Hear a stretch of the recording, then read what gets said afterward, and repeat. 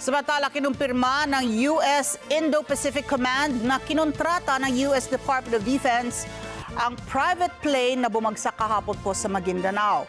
Sinasabing nagsasagawa ng intelligence at surveillance operation ng eroplano nang mangyari po ang trahedya. Nagbabalik para magbalita si Mar Gabriel. Pasado 2:00 ng hapon kahapon nang bumagsak ang eroplanong ito sa isang bakanting lote sa barangay Malatimon sa Ampatuan, Maguindanao del Sur.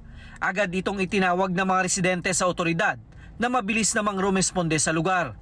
Base sa investigasyon, walang nakaligtas sa 4 na sakay ng eroplano na isang Raytheon Beechcraft Air King 300 na may tail number na N349CA. According sa sketchy report, 3 foreigner ang sakay niya at 1 Pilipino.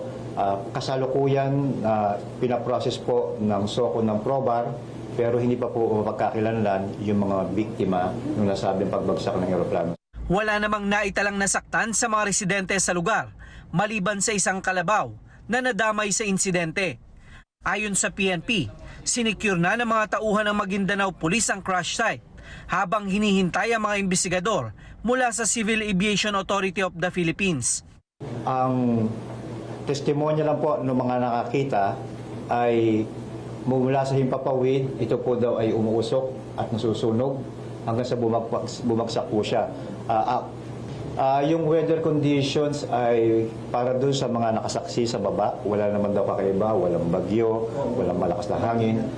Sa isang pahayag, kinumpirma ng US Indo-Pacific Command na kinontrata ng US Department of Defense ang bumagsak na private plane. Nagsasagawa raw ng intelligence, surveillance at reconnaissance operation ang eroplano nang mangyari ang trahedya. Bahagi daw ito ng kanilang routine mission bilang suporta sa US-Philippine Security Cooperation activities. Kabilang sa mga nasawi ang isang miyembro ng US Military Service at 3 defense contractors.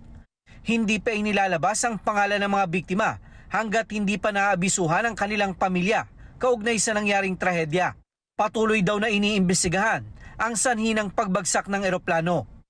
Mar Gabriel, para sa Mata ng Agila. Matatag, matapang, matapat. Maraming salamat sa inyo pong pagsubaybay sa Mata ng Agila Primetime. Para malaman ang matatag, matapang at matapat na mga balita, i-follow lamang at mag-subscribe sa @Net25 TV.